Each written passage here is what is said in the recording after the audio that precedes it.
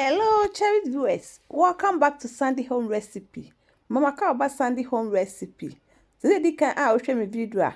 Remember to subscribe. You be sure to be Ghana Angwamo. Yes, that's it. What the oil begu saucepan is jasum. A drana with the chop on your head akaho. Watch mo kakra. We are now the beef akaho.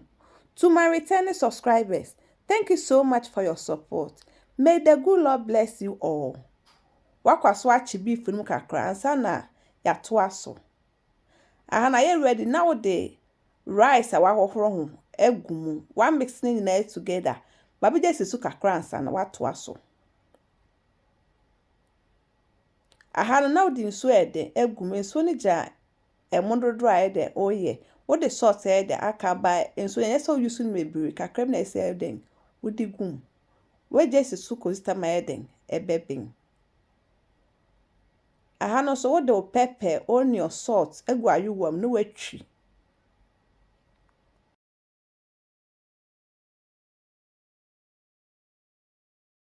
Wo ho ano a check e mo na hwe se de enhye na ni na so ye de ebebin.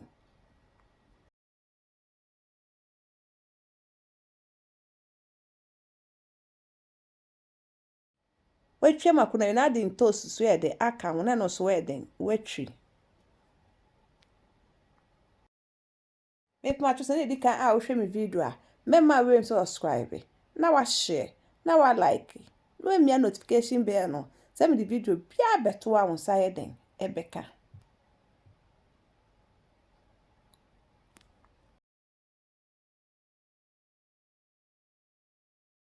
Utwi pe na wo de sardine ne ehun oil ne eden egumu. One mixing it together na wo de esi nchen. No akohwe se emo no abenya.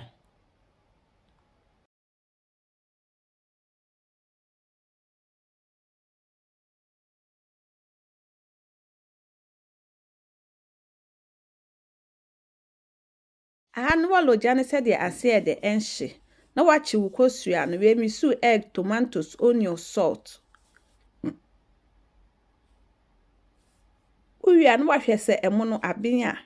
Abenya na watwe na de esi nchen. Na wakohwe wo egg na esi jane so no.